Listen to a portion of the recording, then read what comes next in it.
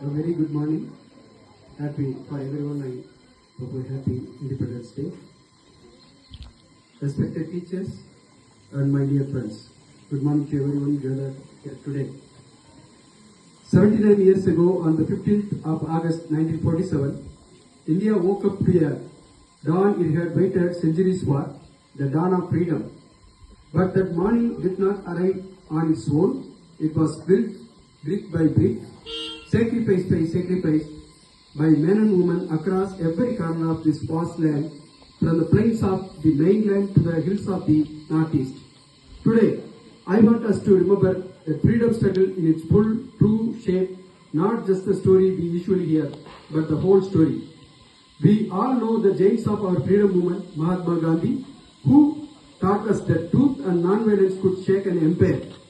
Subhash Chandra Bose, who raised the cry, "Give me your blood and I shall give you freedom." Bhagat Singh, who walked to the gallows at the age of 23, laughing for the love of his motherland. Rani Lakshmibai of Jhansi, who fought sword in hand rather than surrender her kingdom. Sardar Vallabhbhai Patel, the Iron Man who stitched together a fractured nation. Chandrasekhar Azad, who vowed never to be captured alive and kept that vow. These names are etched in gold in our history books, and rightly so. But freedom was never one part of India alone, long before 1947, and often in battles that history books barely mention, the people of Northeast rose against the same empire, the same courage. In the Khasi hills of present-day Meghalaya, Youth Rope Singh led his people into armed resistance against the British as early as 1829. Refusing to let a road be built through his land without his people's consent. Understanding even that what colonial expansion truly meant. Decades later, in Jaintia Hills, Yu Kyang Nanba picked up the same torch of resistance and was executed by British for it in 1862, becoming a martyr for his people's freedom. In the Garo Hills, Pa Thogan Sangma led fierce resistance against British annexation, refusing to bow before a force far better armed than his own. In Manipur, Pir Digendrajit fought the British in the Anglo-Manipur War in 1891 and was hanged for his defiance. A martyrdom Manipur remembers every year, a patriotic day.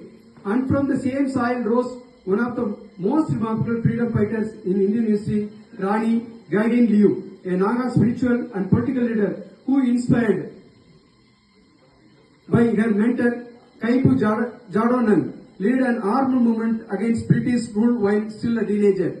She was imprisoned for 14 long years, and it was Jawaharlal Nehru himself who gave her the title Rani, the Queen, in recognition of her extraordinary courage. In Mizoram, Lalnu Rapulnani, a fearless 19th century chieftainess and the first woman freedom fighter who fought for freedom of India. In Assam, during the Quit India movement, 1942, a young woman named Kanakalata Barua, barely 17 years old, marched forward carrying the national flag towards the police station, determined to hoist it, and was shot dead on the spot. She became Assam's own martyr of freedom, a symbol that age was never a barrier to courage.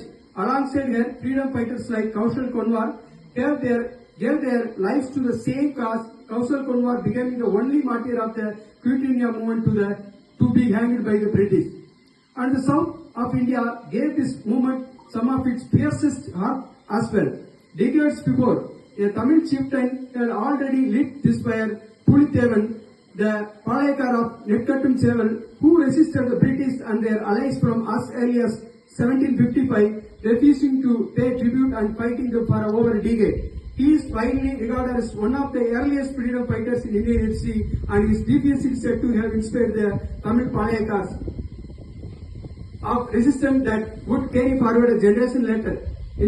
Alongside them fought Rani Velu Nachiyar, one of the first queens in India to wage war against British and remembered even today as Veeramangai. The brave woman in the 20th century, V.O. Chidambaram Pillai, fondly called VOC, challenged British monopoly of the sea by starting the Swadeshi Steam Navigation Company and endured brutal imprisonment for it. In Andhra Pradesh, Alluri Sitaramaraju led the Rampal rebellion, waging a guerrilla war from the fiercest forest of the Eastern Ghats until he was captured and executed in 1924.